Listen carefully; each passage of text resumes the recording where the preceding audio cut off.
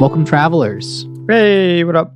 Back on the podcast again. Another week, definitely not the same day. Another week, another problem. Yeah, what's up, Ned? How you been? I've been good, man. I've been twerking. You been twerking? Twerking A whole lot, 9 to 5? 9 to 5 twerking. Twerking that 9 to 5. $1 bills, y'all. What about you? I've been twerking on a 95. Is that like a 95 Chevrolet? Mm-hmm. Yeah, that's where I've been twerking recently. No, my job's fine. Work's good. It's been a good week, actually. Good, man. Yeah, I went to Tomato Fest this past weekend. Tomato Festival. Yeah, do you know what Tomato Fest is? Yeah, I've been there. Yeah.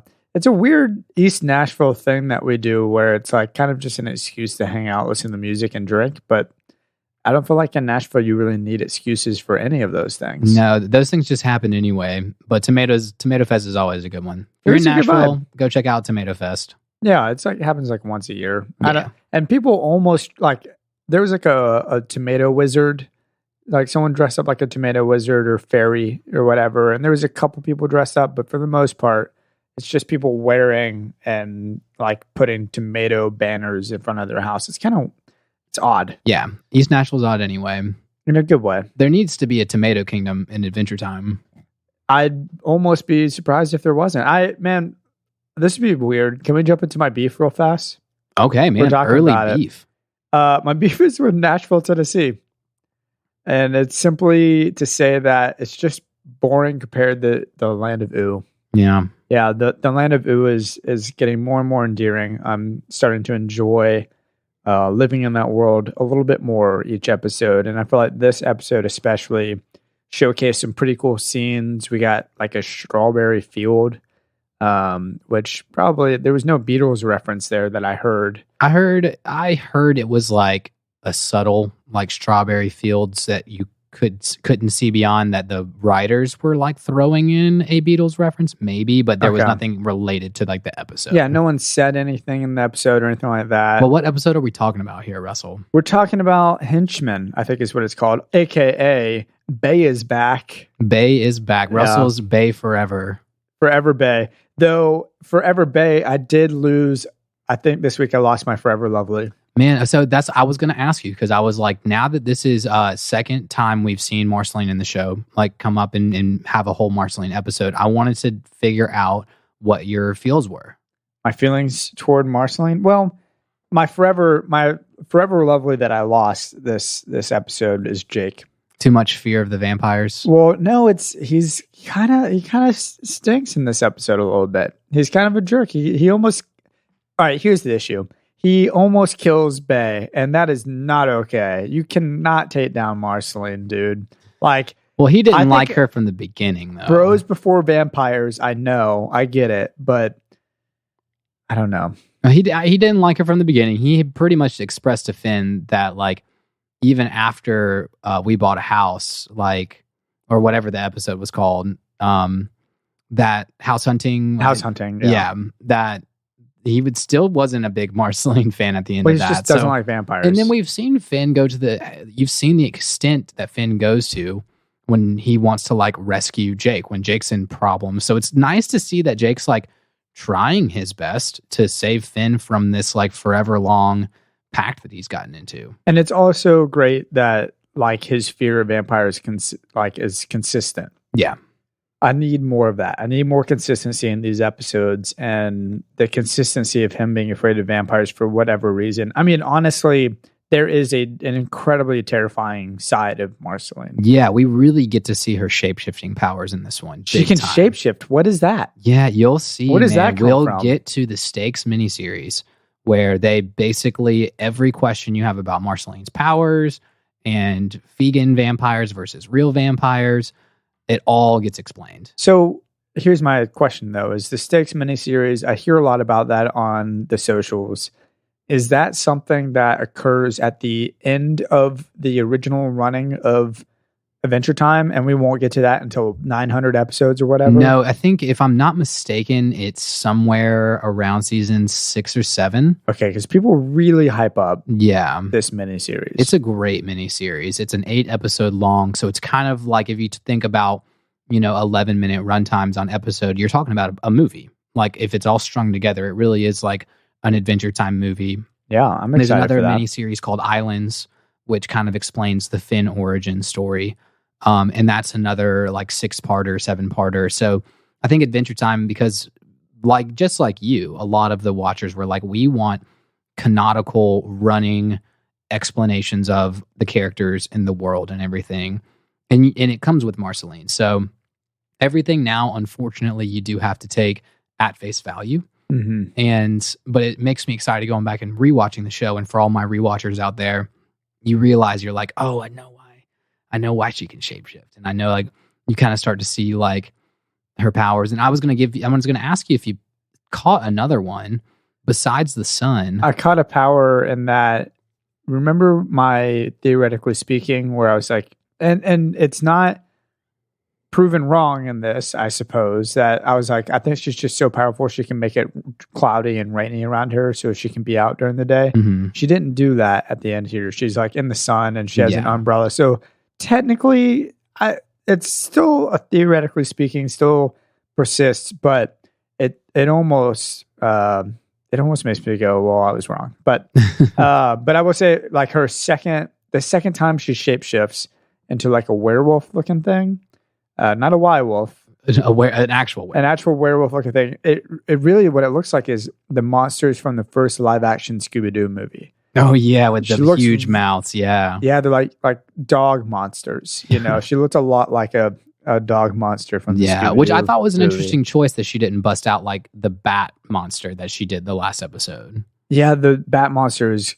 massive though. Yeah, and that's true. She does bust out. She turns into a bat at the end. I mean, that's the other thing that's cool about Marceline is like vampire rules are kind of at play. I mean, what did I say? What did I have a comment on that? Man, I should have done. I didn't. Well, do the I've already spoil dropped some things for you, and so I don't think this is a spoil drop. But LSP. I was thinking about LSP vampire rules. powers. Yes, yeah. Okay. Anyways, continue. No, but this one you can see that like Jake obviously does end up stabbing her with a wooden stake.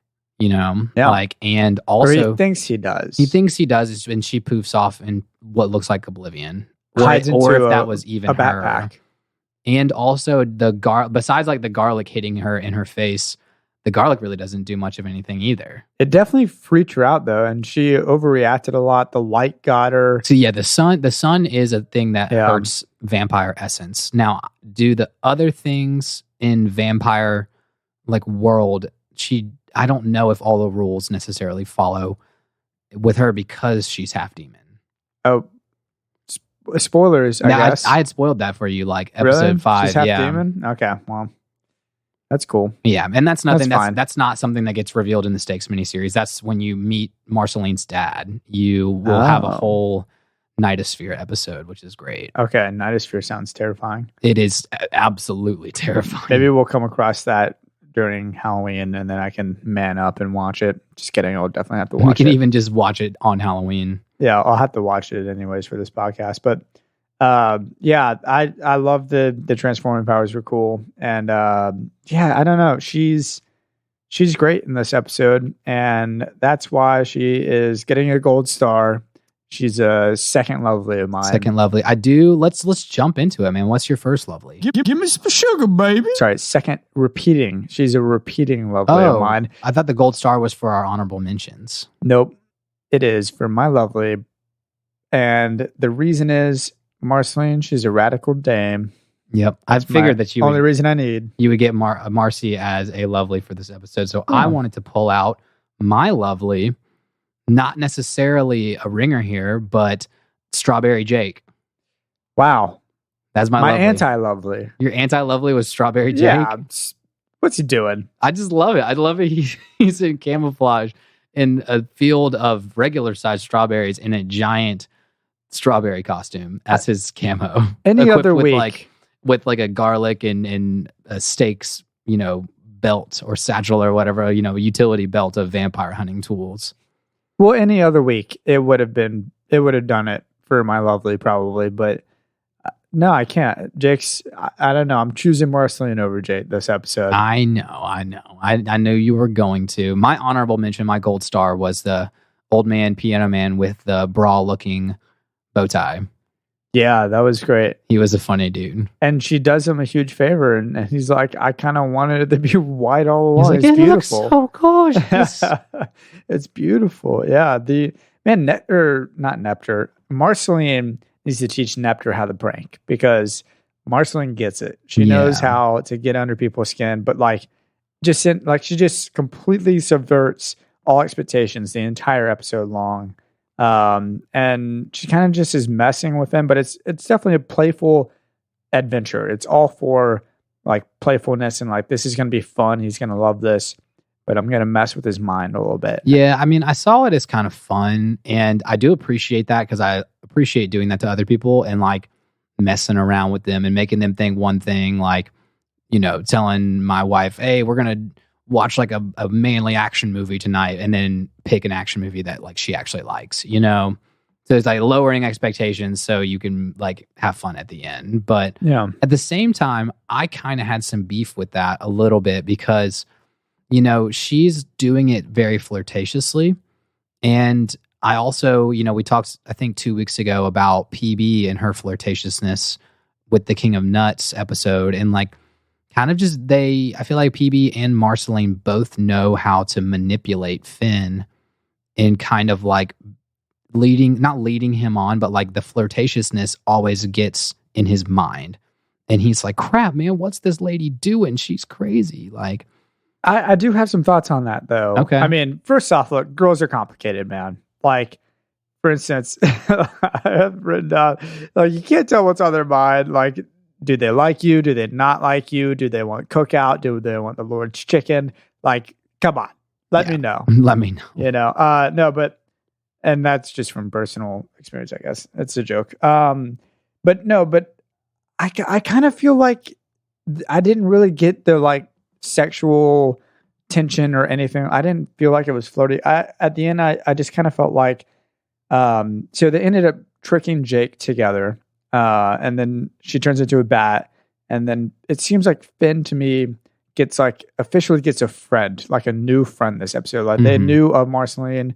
Marceline was present before, but throughout this, like he formed a sincere, deep relationship with Marceline. And I don't know the future. I don't know what other episodes like hold. Maybe she ends up flirting too much with him in the future.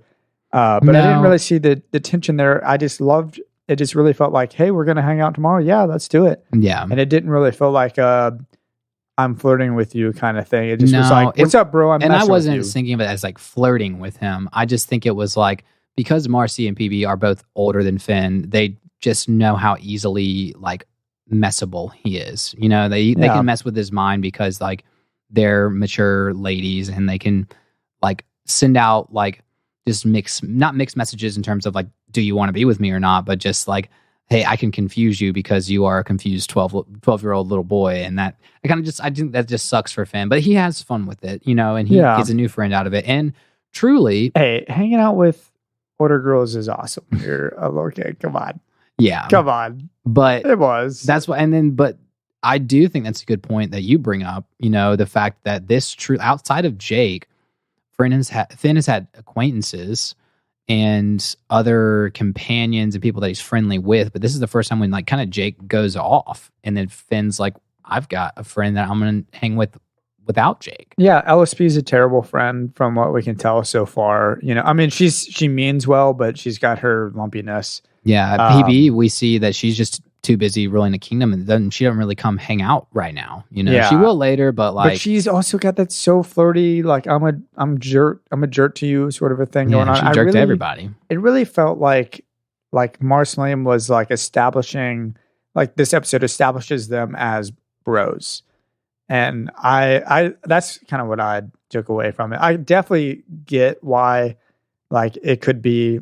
Like someone could see that as flirtatious, but just like from watching it a few times, I really felt like it was like more of a friendly gesture. Like you're friends enough for me to like prank with, Yeah, in I general. hope so, at least. And that she set it up too. I think she saw Finn and Jake first, and then she was like, I'm going to make a bunch of noise with my first henchman, who was just an old diving buddy. Yeah, well, go ahead, keep going. It makes sense though that he's an old diving buddy, because the way he balanced on that cane, like in a handstand. So you're not hating on him? I mean, no, if he's buddies with Marceline, and he's just going along with the prank, Yeah, you ruined a bit. I was hoping you would hate on him. I don't know why, but I was, hey Ned, it's Ted. I came back this episode and Russell told me you were gonna hate on an old man, and anyways, I guess I'll get out of here. West Virginia's kind of north of Virginia, not really west. And all right, bye. I was gonna hate on him. Yeah, well, anyways, until I finished the episode and was like, oh yeah, he wasn't an OG henchman. Yeah. If he was truly like a little old man that was like crying and couldn't get up, I'd be like, yeah, he kind of sucked. Yeah, no, and it wasn't the case. Yeah, he was good, and way like if I could be that like flexible and honestly talented at that age, whatever age he is, I would be so. He's probably happy. from the old lady kingdom we talked about. Oh, maybe that's what I'm thinking. Any age, I don't know. Well, he's probably old. I wonder though. Like, obviously, Marceline has this huge like background and history, and has been alive for years and years and years. Like, it does make you wonder a little bit. Like, maybe they used to date. Like how Princess Bubblegum dated that dude in the first episode. Old Mr. Cream Puff. Old Mr. Cream Puff, yeah, Yeah, you never know. Marcy's almost like 1,000 years old, so maybe they dated while they were on the diving team. On the diving team. It's just a thought. I didn't go too deep into it, but it's just a thought. It's a good thought, but I guess you can't always bring up anybody that comes from Marceline's past. You're like, oh, maybe they dated. Yeah, of course not. Yeah. Another thing is like, let's look at all of her mess arounds with Finn. So she does I'm going to eat this guy and then just suck the red out of his bow tie. I'm going to raise an army of the dead to go play a show at the Nut Kingdom. Yeah, and not tell you what I'm doing. Yeah. We're going to go ransack the Nut Kingdom, which we just saw the Nut Guy and a couple episodes ago. I did my research, and he doesn't appear again until the series finale, 9 seasons from now. This was the last appearance of the Duke of Nuts until the series finale. What pissed me off about that was that he didn't even acknowledge Finn as if Finn was like a bro that he just had like 2 episodes ago or 3 episodes ago. A brilliant adventure where Finn helps him get on the better side of PB. It's like he totally forgot about Finn entirely. And he's like, what do you, like, seize him. Like, what are you doing breaking into my kingdom on my second son's first birthday party? It seems a little odd that, he wouldn't recognize Finn and want Finn to be at his son's birthday party. Yeah, I don't know. I don't know. That was just a weird, inconsistent thing that I picked up on. And then what do you think? I think my gold star, lovely, was the dimple plant. The dimple plant. Yeah. Okay. Just because it was cute. And that's awesome that just by just give him a kiss or something and you got a little dimple. Yeah. And then if you give him multiple. And then he gave him all the dimples when he turned into a gross monster. But how does the gold star thing work? I was thinking it was just if it was like a repeat, like from a second time. Oh no, I'm using it as an honorable mention here. All right. We're using it in different ways. But honorable mentions get gold stars. Okay. I don't know. There's no real system to it. Everything's made up and the points don't matter. Everything is made up, even my segments. My lovely segment. My lovely segment. Yeah, well, that's all right, man. What are your thoughts, man? What are you thinking of? Are we going to a commercial? Is it time? No. I guess that's time for a commercial. Time to rally. Or is there another thing about Marceline's like crazy antics? No, I just wanted to run through the antics and just kind of be like, they were interesting. They were interesting that she still broke and entered into that guy's house. She totally did. And sucked the red out of his bow tie without consent. I also questioned why she needed an army of the dead to come just party. Just a better party. Better party, man. And maybe they wanted to be alive. I'm going to give her the benefit of the doubt on this one. Not biased at all. But I did think, so I forgot entirely how she feeds So when she was attacking the guy in the cabin, I You was were, like, concerned. I was nervous. I was like, man, Finn is about to help her eat this dude. But then my takeaway really is that the writers did a great job of taking my expectation and like totally making me like, I mean, almost embarrassed. Like I was like, how did I forget such a key component of Marceline? And keeping, they do such a great job with Adventure Time of keeping it aligned with the show's like core values. And the flow always seems to be so similar. Like I can't think of many shows that episode to episode have been able to like do the same thing. Like there's the same, like, you're watching an Adventure Time episode every single week. There's only like one or two of the 22 that we've watched that I feel didn't quite hit the mark, but Yeah. it's been consistently really good. And I think subverting the classic narrative of like, oh, she's evil vampire or whatever, and the way that they went about it wasn't just your typical way of going about it. It really, it sucked me in. And I was like, holy crap, she's about to like totally murder this dude. And she did. She helped him out. Yeah, she's a deep vampire. Yeah, not before he cried though. Not before he cried. Obviously understandable though. Was he crying though because he thought he was going to die, or was he crying because because of the idea of being married and having to do whatever your wife says? I think he was crying because he was going to die. Yeah, but I did know that was a really funny. It's like, I know what that's like. I've been married. I was married once myself. And then tears up, and he just like completely accepts the cold embrace of death. Yeah, but I'm glad that you said that about the show and the continuity too, because I feel like when we were kind of reviewing episodes 2 and 3, you weren't quite sold on how, like, what was happening, how it was happening. Like, so much was being crammed into 11 minutes. And so it's fun and good to hear you see that by like episode, like we're in the mid 20 episodes here, and like, yeah, it's become part of who Adventure Time is. Like, it's like you almost don't have an Adventure Time episode. And I'm not saying I necessarily am in love with it's not really a formula, but that feeling that I get from it yet. But there are things about it that I really like. When the jokes are hitting back to back to back, it does do the show good. Yeah, and that even the dialogue is like not even the joke setting scenes or what's happening in the show, but like the Hammacow, like that kind of stuff. That's just like the dialogue. There's almost no single line that misses the mark of making it better. No, I realized that after watching a couple scenes from a Adventure Time video game and comparing the way that flowed compared to the last 2 episodes, really, you could just tell there was a lot of care that went into how the episode works and flows together. And I think that's kind of what did it for me. I was like, oh, wow. Like I couldn't just sit there and write an Adventure Time episode. Yeah. That's good. When realizing that like they have a formula and that they're being really thoughtful with it. And that's been a common theme of mine, is that I can tell that the writers were being incredibly thoughtful with what they're putting in, Yeah. And speaking of formulas, let's use our classic commercial gag, and we'll be back in a minute. Bye. Hey there, all you candy folk down in the Candy Kingdom. This is Stinky Sam. I'm here today to tell you about Stinky Sam's sexy skeleton strippers and dancers. Hire us now for your next big party that you host. We do birthdays, bar mitzvahs, quinceañeras, and most importantly, Halloween parties. We got the boniest skeletons in the kingdom. We got Vikings, we got ninja skeletons, we even got candy skeletons if you're interested. So you gotta hire us today. Call 1-800-STINKY-SAM. That's 1-800-STINKY-SAM. And get your sexy skeleton strippers to show up at your party and dance the night away. Lay it on me. Bring, bring. Times for Nettie's Factoids. Nettie's Factoids. We got some facts coming at you about this episode today.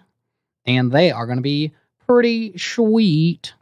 About to say some poop that jacks up my brain. Some poop that jacks with your brain. When Marceline is about to reveal her new song to the Duke's son, she states, I wrote this song about a fisherman. But then it's most likely a reference to Primus's famous debut single, John the Fisherman, where the bass is famously like heavy in that song with extremely technical bass lines. So they're probably... It is Primus. What? It is Primus. It is Primus. Yeah, so classic heavy bass lines with technical bass. Her axe was actually that's the tops. This is a segment within a segment. Oh, yeah. It was just tops in the factoids. Just real fast. Yeah, it was dope, man. It reminded me of Haruko from Fully Cooley, her guitar that she like uses as a weapon sometimes. Plus she shreds on it. Yeah, it's the first appearance of the bass axe. The bass axe, yeah. Which comes up in so many other episodes. That's awesome. It's such a cool weapon. And you see like that song does have a little bit of the emo-y vampire-y thing in it. You know, the suck out your eyeballs and rip out your throat. Well, that was a good lead-in for the second factoid I had. It was originally supposed to be a song about deciding whether to get a jelly donut or to take a shower. Okay, and it just wasn't at all. And they just switched the song. I guess to be more fitting, like you said, it was really cool that it was kind of like this really dark emo vampire song, and all these little nut people are like, yeah, it's so good. That's awesome. I have a similar humor with my tunes on this podcast, I suppose. I know you're picking up what they're putting down, man. Yeah, we're vibing off each other. I know. Another factoid for you. Original beginning of this episode was supposed to have Marceline rescuing Finn and Jake from suddenly falling off a cliff, and then Finn repaying her by becoming a henchman, which I think is a really good thing they didn't do that, because this really wouldn't fit with Finn's, being heroic, kind of like they made this a point that Finn was being heroic by becoming the henchman. Yeah, I totally agree. And that, like, at all costs, I will better the land of Ooh and save little old people and helpless creatures. Even though he totally just is like, oh, yippee, and then like jumps off. He's in great shape. He's obviously fine. Yeah, he's not hurting. Really. He's obviously a gold medalist in diving and calisthenics. Yeah. Another fact, but also a thing that I wanted to see if you picked up on, because this is kind of important for the show, is at some point Finn puts his hands inside of his hat when he's like scared. They go like up and through it. Yeah. And I wanted to point this out, and I love that this was a factoid of the show. Like, this is the first time I think we really get a glimpse that this isn't his head, that this is a hat of some sort. If you hadn't spoiled that for me on a previous episode, I think I would have been I think my brain would have been a little poop. The poop would have jacked up my brain a little bit. The poop would have jacked up your brain. Whatever the quote was from this episode. I can't remember. This girl saying poop that's jacking up my brain, man. Yeah, you just did that. Well, you almost did.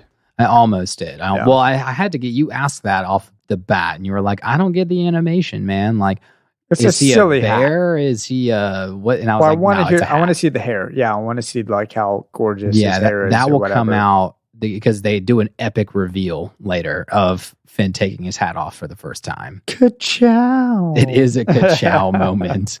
Another fact, obviously, we talked about the Duke of Nuts. Second time we see him, last time we see him until the series finale. And I think that's kind of really all I got in terms of facts, man.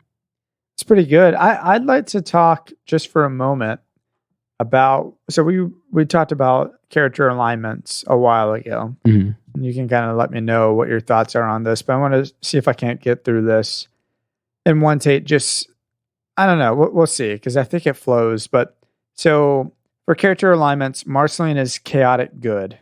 Her morals are firm and fair, but the way she goes about life tends to not align with how others feel she should. In this episode, while pranking Finn, she gave a guy a beautiful white bow tie, even though I thought she was about to eat him.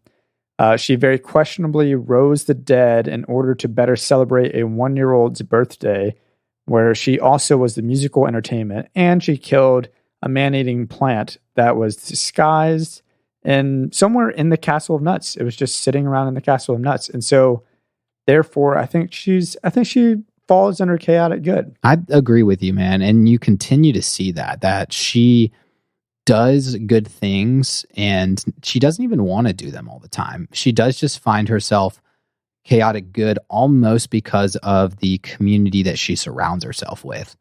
I do think it is an internal moral compass too in her, that she doesn't want to be evil. She has no intentions on being evil. But is she neutral? That's my only question. She's not. Like, should she be neutral good? No, chaotic neutral? No, she's not neutral, because I think if there were ever a point that she was neutral, it was long ago. It was long in the past. You'll see more Marceline history. She probably had some neutral phases, but obviously right now she wants to befriend Finn and Jake, and she thinks chaos is funny. But she kind of likes being intimidating. Yeah, she likes being intimidating. She likes doing the good things, but from a very, very atypical way of going about them. Well, she even mentions that it's not fun once Finn figured it out. And I think this is part of the reason why I felt like it was more of a friendship thing is she's like, oh, well, you figured out my bit. Yeah. And so, like, I'm not going to do the bit anymore. Let's just hang out and be buds, So I don't know. But again, I could totally be wrong on that. And another 5 episodes, we might see an episode where she's slapping Finn's butt again and doing all that random crap that she did in that first episode. But that was an introduction. Like, how many people have you met of the opposite sex or whatever, where you start off in your life and you're just like pre-married Ned, and you're just like, are we, like, is this a thing? Are we about to be a thing? And then a day or two later, once you actually see that person for more than just that initial impression, you're like, oh no.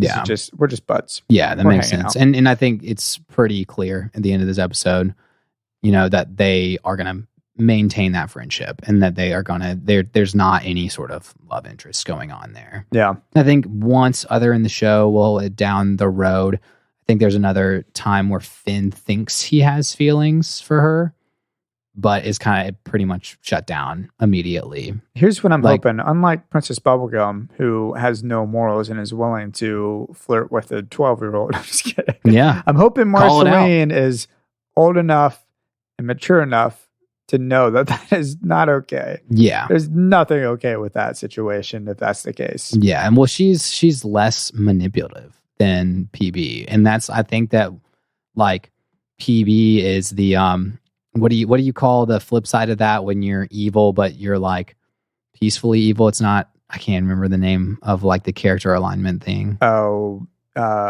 gosh. Secret evil. Secret evil. I'm drawing up whatever it's called. Lawful evil. Lawful evil. That's definitely, Secret evil is so good though.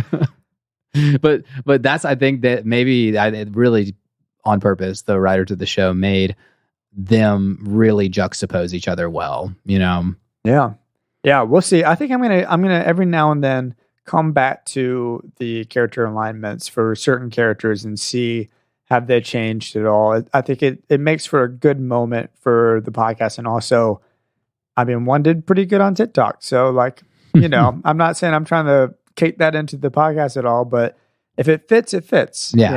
And I think it's a good thing to be a character development tracker, and especially as we get into season 2, I feel like, because they're going to change. Yeah, they're going to change. I mean, Finn, we're going to obviously track Finn's development for sure. Maybe Jake. A little bit of Jake. Jake might have some growth. He's a little bit of growth, but Jake is kind of the rock in Finn's life. He is like the OG, like, doesn't change. He is himself. Can you smell what Jake is cooking?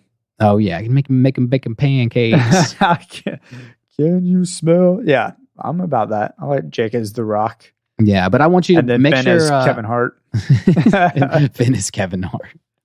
Make sure that you bring up those notes, because I want to see. I mean, I've seen the show, so I'm like, it won't be shockers for me when new characters do, like, old characters do new things. Mm-hmm. And so make sure to always bring up that point of, like, hey, for any other first time watchers out there too, like, let's really dive into how Cinnamon Bun is really grown and what's going on with Cinnamon Bun. Like, that's a big one.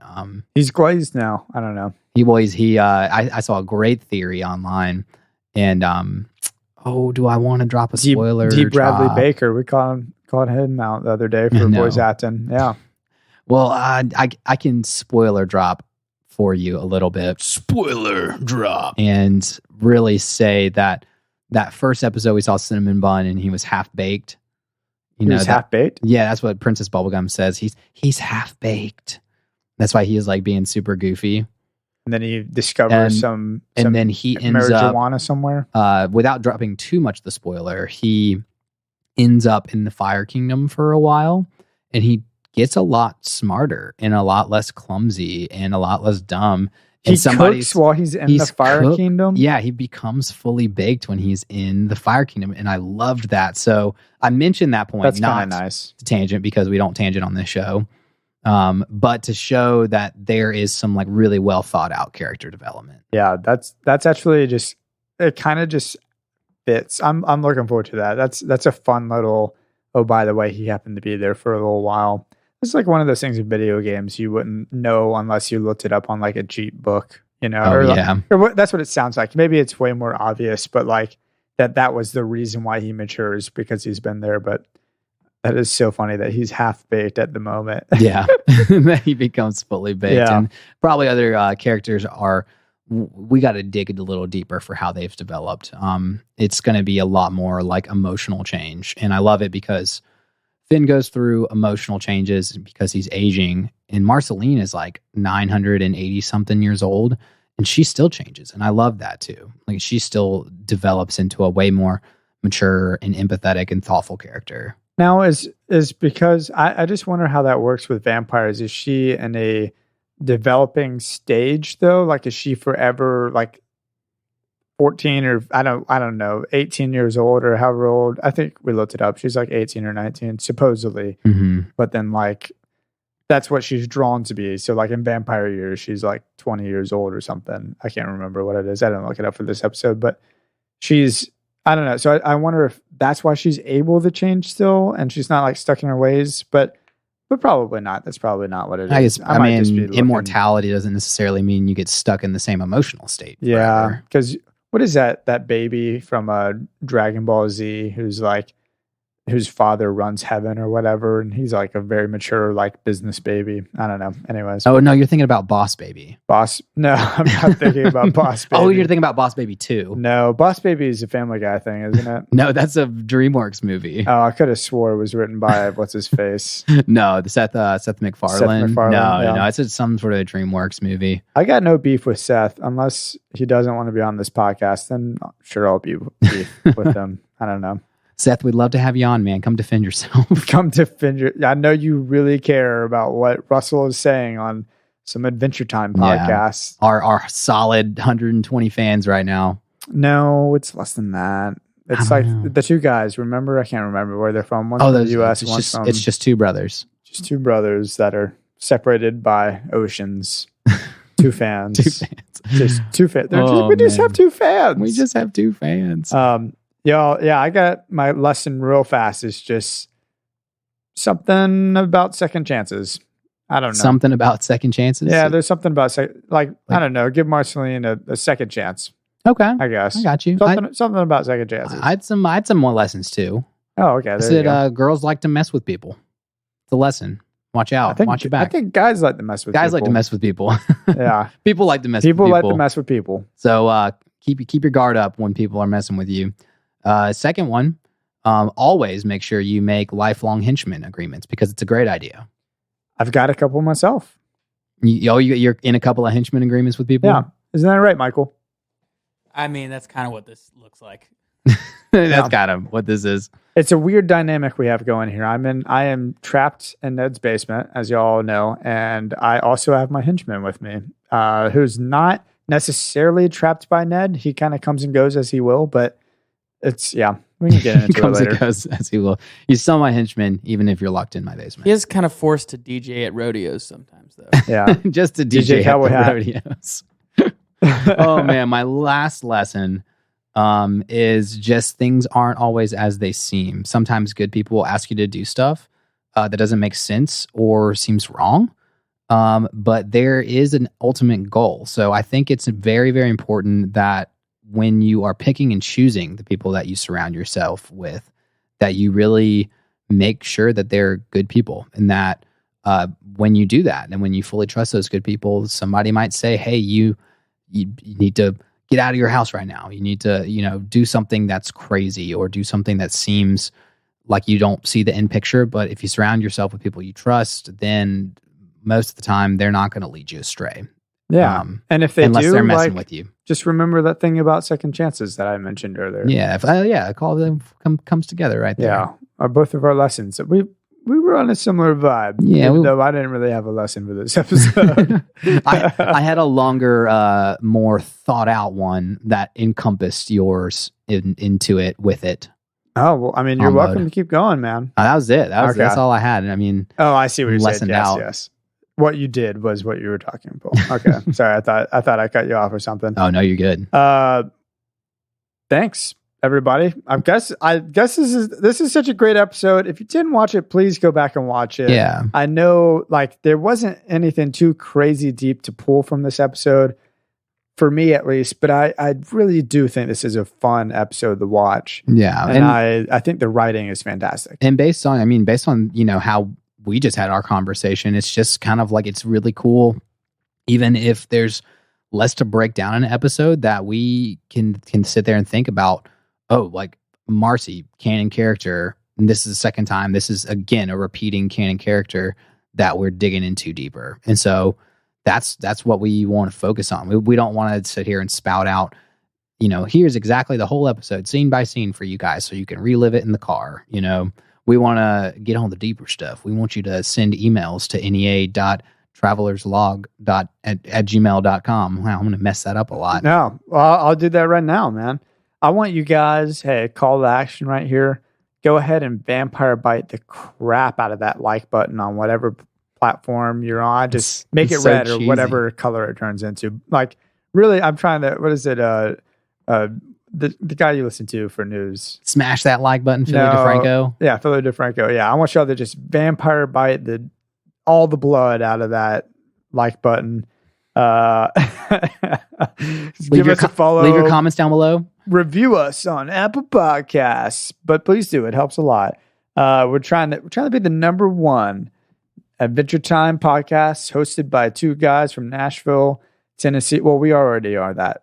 I want to expand that. I want to slowly take off those little bits from that bit I have. Just the number podcast. one, podcast. We're gonna take it over from the other podcast that thinks they're the number one podcast, Impulsive. Yeah, he's talking about rhymes with Roe Jogan. Oh, yeah, I don't know what the number one is anymore. Grogan, the Grogan podcast. Y'all, Instagram us at Neverending Adventure Podcast, TikTok at Neverending Adventure Cast, Twitter at NEA_podcast. The hashtag No Ned continues. We are strong together on Twitter, sort of. And then email us, like, that's more serious than Twitter. Please don't do Twitter unless you just have to. I just don't like Twitter. NEA.travelerslog@gmail.com is where you can send us any inquiries or questions or whatever. And we're checking it. We're looking, and I just can't wait to have a little, like, Traveler's Log segment on the podcast. That's going to be so fun. Yeah, I want to hear FAQs and questions about me and Russell's life. If you need advice, we have bad advice we can give. That could be funny. That'd be fun to be funny for once. Yeah, email us some MP3s of your voice questions. We'll have them dropped into the show. Yeah, definitely. All right, y'all. Thank you so much, and we'll see y'all next week. We love you, Stinky. All right, bye. Outro. Just kidding, guys. This is Ned. I'm actually going to give you a serious outro because I'm a real guy. Thank you guys for listening. This show has been hosted by Russell Tyndall and Ned Pruitt and mixed engineered by Michael Hitchcock. Join us next week as we go through season 1, episode 23. 23. Wow, I'm silly. Rainy Day Daydream. Fun one about Finn and Jake sticking in the treehouse when they're stuck inside on a rainy day. Until next time.